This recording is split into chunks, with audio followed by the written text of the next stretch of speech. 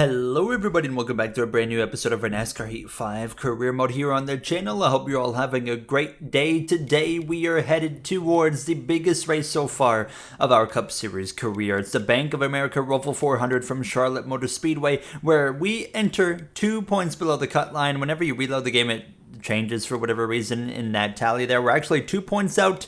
Kyle Busch, he is 6 out. Same for Byron. Larson is actually 9 out, not what it says at 7 out. And if you want to see the legitimate points standings, you can go into the last episode and see it there. But nonetheless, we will have live point updates throughout this episode at the end of both stages to kind of give you guys an idea of what's going on. We, of course, went into the round of 16 elimination race, below the cut line, going up against Daniel Suarez at Bristol. We were able to come out on top in that one, and I am hopeful that we can do the same here today. We start rolling here for practice in this weather tank machine now, as we of course have a pretty simple task. Just try to get stage points today, get a top 10 effort if we can. That should be enough. It's only 2 points that we need over Joey Logano, so it highly depends, of course, on how he is running. A big fan of the Charlotte ROVAL, always have been, always will be. I know some want this track off the schedule for whatever reason. I know mile and a halves are in a better place now than where they were when the Charlotte ROVAL came onto the calendar, but I would hate to see this layout go away here now, as it fits well into the playoff drama that NASCAR loves to have as well, and what we might have here in the game today.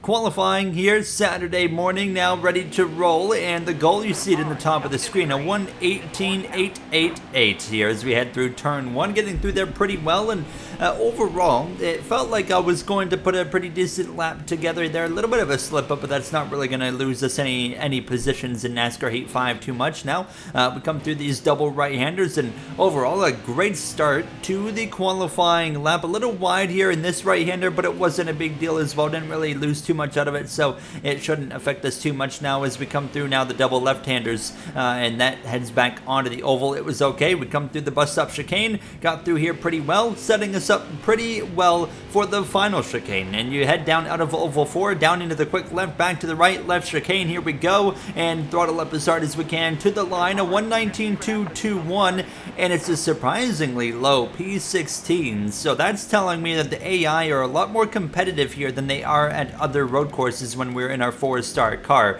Ryan Preece lines up the back of the grid with Herbst as well as Almirola, Galila, and Zane Smith Custer there towards 35th place now. So take a look at the rest of the grid. Of course, Logano, the one we're battling big time for the 2 points, starts ahead of us in P12. Larson in the top 10. Gibbs on pole. Tyler Reddick joining him on the front row. A great qualifying effort from Jones, Buescher, and Cindric all in the top 5 as well. We'll take a look at the Xfinity Series finishing results here. They were also in the Charlotte Road Course this weekend. Brandon Jones picked up the victory for JRM and was able to hold off his teammate of Josh Berry. I will be doing Xfinity races next season myself. I've been getting some questions about that. I will be doing some, I can confirm.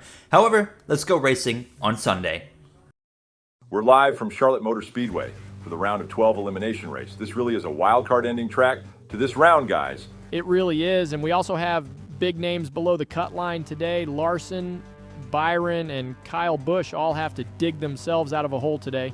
Watch for Larson to be the one to do that, guys. He has a great road record with Hendrick Motorsports.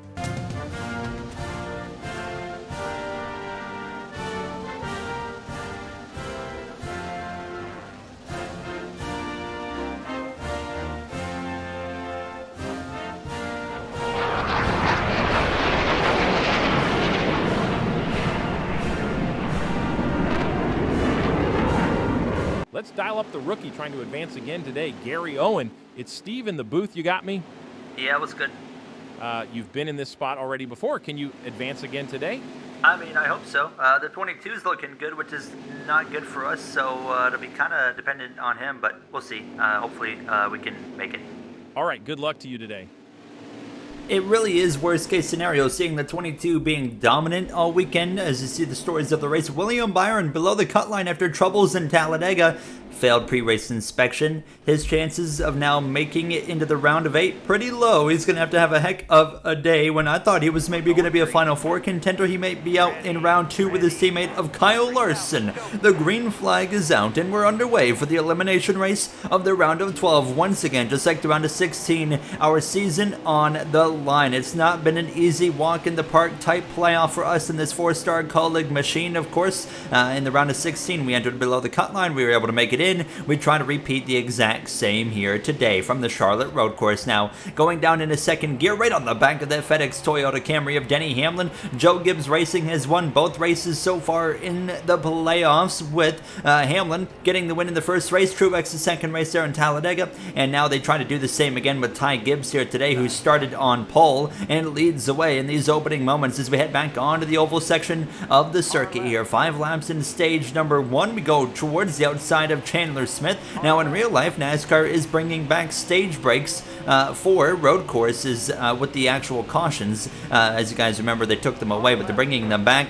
My only thing is, NASCAR, please fix the car at road courses and short tracks instead of trying to just manufacture the drama. Let's just fix the car, because we're going to have fans hating road courses again, short tracks again, when it's not the tracks that are the problem. It's the car that's the problem. We had a decent opening lap, but we end up losing track position. We go from 16th down to 18th here now, and you can see trying to just settle in behind this one car, and I realized pretty quickly it's actually a bit of a slide there on the exit of the right-hander. Put myself into the barrier a little bit. That opened the door for the 48 Ally Financial Chevrolet to look up my inside, so we're going to give up another spot. But right here, this is the part of the track all the way through the whole oval section, even with the chicane added on. I lose a lot of time because we're struggling on straight line speed, and then the first half of the track is where I'm trying to gain it all back. So basically, I'm lucky to break even over the course of a lap here. Now, this is definitely the most competitive the AI has been at a road course so far compared to myself this season, and it's going to be a difficult day. You see me putting some pressure on the 48. We're not going to get stage points, it looks like here. We are dropping like a rock. We're down to P20 behind this 48 into the bus stop chicane. Here comes the 9 of Elliott as well. We're side by side through that chicane. Kyle Busch just behind. I'm slipping and sliding all over the place here in this WeatherTech machine as we come through Oval 3. Elliott up the inside. Gibbs continues to lead with 2 laps to go in stage number 1 now as we continue side by side, but you can see what I mean. Look how far away they're driving from me on the oval part of this circuit here, but then we can start to close it back up again, but then I don't get through that chicane very well. That opens the door for the 9 to continue to try and fight with us here down into turn 1, trying to stick on his right rear, and we continue alongside into turn number 2. Bowman, Chastain, Truex up here. Hamlin was really slow in stage 1 here, and he was holding up a lot of cars, which was allowing me to get an opportunity to get back up into the mix here alongside Martin Truex Jr. now through the double right-hander. I get bulldozed down to the way. That's the 9 of Elliott, who just went full send into our rear bumper. Thankfully, it doesn't lead to an accident. Put Truex nearly into the barrier himself, and obviously Elliott getting aggressive. We're going to take another look at it, but that 9, what was he doing? Look at that. He just drove straight through us and nearly led to an incident with the 19 of Truex, but we continue on, thankfully, ahead of the 9 of Elliott, trying to run down Denny Hamlin. Gibbs leads at the white flag in the stage. We're right to the back of the FedEx Toyota Camry of Hamlin. I'm going to get a little bit physical with him now. We're going to go around the outside, and this will put us up into P18. We're not going to get stage points in stage 1, while Joey Logano might. New leader on the final lap of stage 1. Tyler Reddick in the number 45, of course, who's become so good at the road courses. Won at COTA earlier in the season. He would win stage 1 in a last lap pass on Gibbs. It's 18th for us as 10th place crosses the line, officially bringing out the caution. Not a good start to this race. And unfortunately, I don't know if it's going to get much better because his car is just not fast today. Joey Logano picks up 2 points, 3 points for Blaney, 1 point for Kyle Larson. Bell picks up 5. So you'll see the live points on the screen with not just me, just several drivers as well in their current situations. But yeah, that's not good for us because we go from 2 points out to now about 4 points out. And now my mentality is, okay, we have a car that's not top 10 speed as we go down into turn 1. Bowman sent it. I drove into the back of the 1 car. Huge stack up, huge save, but that loses us track position. But I'm under the impression we're probably not going to get stage points in stage 2 either. The pace is just not there in this car, and that oval section just wears our car down so much into the back of the 67 of Kurt Busch there, as there's a lot of stacking up here on this opening start here for stage 2 alongside the 3G Kyle Busch machine. Kyle Busch as well, keep in mind, he's below the cut line. He came in 4 points out, 6 points out, 4 points behind myself, and he was not able to get stage points as well, so that now means he is 8 points below the cut line. Larson, he was able to gain 1 point in the stage, but Logano being the first one in, he still overall loses points to the cut line anyways, even by getting points in stage number 1. We continue on the exit of Oval 2, down the back straightaway. Chastain on the outside there of the 9 of Elliott. I'm going to send it off into the corner there, right to the door of the 1 car. Actually, I kind of chucked it into the corner, got really aggressive. I even downshifted to first gear because I realized how hot I was coming in, and I didn't want to T-bone anybody, so I was trying to kick the back end out a little bit, but it all gets sorted pretty well. Tyler Reddick in control of this race here in that number 45 monster machine. We've talked about Joe Gibbs Racing winning both races, but we could see, you know, a Joe Gibbs affiliate there with 2311 go to victory lane here today as well. Around a 12 swept by Toyota Racing, very possible. It's hard to pass the leader at the Charlotte Road Course, so I was surprised that Gibbs actually lost it on the final lap to Tyler Reddick here. But look at this big stack up here. Daniel Suarez now causing this one. It was Hamlin in stage 1. It's Suarez in stage 2. We're 3 wide on the banking, and we're going to cut right down to the apron. This is completely legal of a move. We go up to P16, and thank you very much, Denny Hamlin and Chase Elliott, as we go down into that bust-up chicane. Elliott slips to my left side. I catch that little turtle curb, and that swings the car around a little bit, and that allows the 9 to go back up the inside. And unfortunately, I couldn't get down because following him was the 1 of Chastain, so now we're stuck back up here, losing track position again as we go down into this final chicane. 5 laps again here in stage 2, so 3 laps to go once we cross the stripe here. We got our teammate of Chandler Smith up there in the mix. It's not AJ Allmendinger in that 13 car here today. Now, quite simply, I just forgot to put him in. We continue wheel to wheel with Chastain. We chuck it down into the double right-hander. We will hopefully clear him. Yes, we do. So back to only 17th place as we approach 2 laps to go in the stage. A pretty calm race in terms of caution-free when you look aside from the stage breaks now. Elliott passes Blaney. I'm all over the back of this 12 of Ryan Blaney. We're going to try to go up the inside, but unfortunately couldn't quite get the job done there. I got quite aggressive with them, but on the final lap of stage number 2, and what's not a good day going for us, we're going to try and go around the outside and get P16 as we approach these final moments of this stage. Tyler Reddick looking to sweep the first 2 stages. We clear that number 12. Ryan Blaney, of course, enters the day with 3,080 points, which of course puts him 8 points above the cut line to start the race here now. So we'll see what he can do with the extra stage points he picked up in stage number 1. That puts him at 3,083. Reddick wins stage 2. It's a complete stage point free day for us at a road course for, I think, the first time in our rookie season. Correct me if I'm wrong. And yeah, that's not good. Not good at all, because Joey Logano has once again gained points in stage 2, and so is Kyle Larson, but just looking down the order, Bubba Wallace in dead last. I think he had some issues. Byron's only up to 31st. He is in a lot of trouble. It's looking very realistic for him to get eliminated today. Logano P6 gains 5 points. That is not good for us. We now enter stage 3, 9 points below the cut line, and it's very evident there's not enough pace in the car to go drive up into the top 10. So we're only going to gain these 9 points off of, you know, some late race chaos with a restart, or somebody ahead of the cut line having some issues here as we're going to get back underway, because we are the first driver out of the cut line. Keep that in mind. However, Kyle Larson is running good enough as we drive into the back of the 12, down into turn 1, 3 wide again. But Larson's running good enough to where he could overtake me on points. So if somebody above the cut line has enough issues, Larson might actually be the one that gets the final advancing spot, not myself. Larson, so good this season, but the lack of stage wins and race wins, the playoff points, has put him in a position where he might not advance into the round of 8. Reddick already clear and away from the 17 of Busher and the 54 of Gibbs, having a career day here from this Charlotte road course. Both myself and Gibbs trying to pick up wins in our rookie seasons.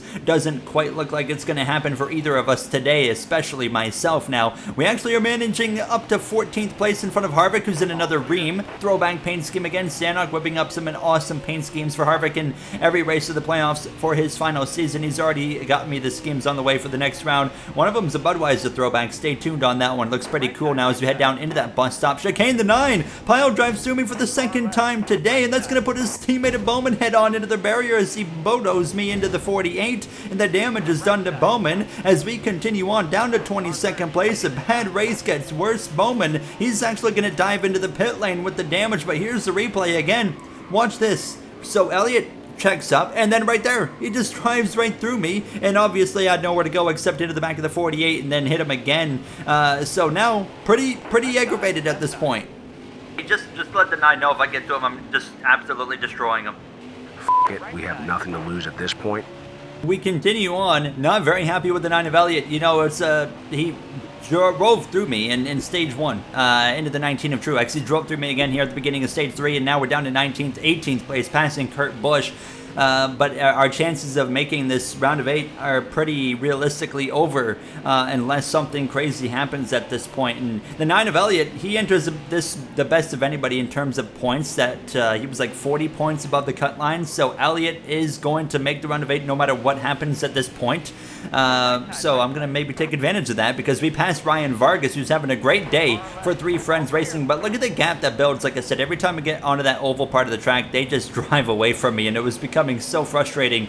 And I can't wait for this alliance to come into effect between Colleague and Hendrick so we can have a quicker car for moments like these. The 9 checks up off the rear bumper of the 12, and hello, Chase Elliott 2 times. Well, third time's going to be my turn. We're going to run right through the back of the 9 of Elliott. He saves it. No, he doesn't. He goes around. We nearly collect ourselves and make ourselves look like the biggest class clown in the show, but Elliott goes around. No caution, of course. Road courses, we continue on, and Elliott, the damage is done. He drops way down the order, and payback is served as we dump the 9 of Chase Elliott in the Charlotte road courses. I continue to have my struggles here. It doesn't matter. That the dumping of the 9 did not make me feel any better at this point, realizing we just don't have the pace now in this car. I am hanging on for my life, driving harder than I ever have at a road course for 16th place. Daniel Suarez continuing to hold up this group of cars like he did in stage 2 was allowing me to at least have a little bit of hope, but all of the cars outside of Logano, actually I'm getting Bodos. This is Ryan Vargas up my inside now, who's just filling the gap that was barely there. I was just following the line of the cars in front of me.